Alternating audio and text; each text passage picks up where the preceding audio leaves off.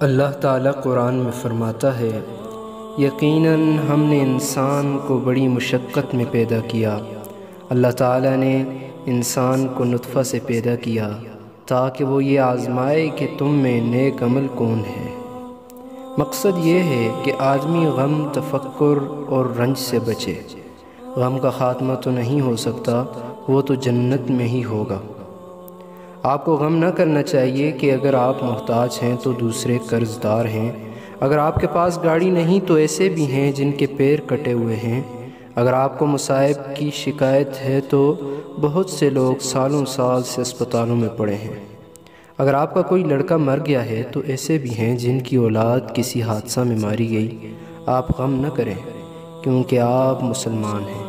اللہ، رسول، ملائکہ، یوم آخرت اور اچھی بری تقدیر پر آپ کا ایمان ہے۔ بہت سے لوگ ہیں جو رب کے منکر ہیں، رسول کی تکذیب کرتے ہیں، کتاب میں ان کا اختلاف ہے، یوم آخرت کا انکار کرتے ہیں اور قضاء و قدر میں شک کرتے ہیں۔ آپ کو غم نہ کرنا چاہیے کیونکہ اگر گناہ کر لیا ہے تو توبہ کر لیجئے، خطا کی ہے تو استغفار کر لیجئے، غلطی کی اصلاح کر لیجئے۔ در رحمت کھلا ہے، خدا کی بخششیں اور رحمت عام ہے، وہ توبہ قبول کرتا ہے۔ آپ غم نہ کریں، یہ آپ کے وجود کو ہلا دے گا، دل کو پریشان کر دے گا، راتوں کی نیند حرام ہو جائے گی، رت جگہ کرنا پڑے گا۔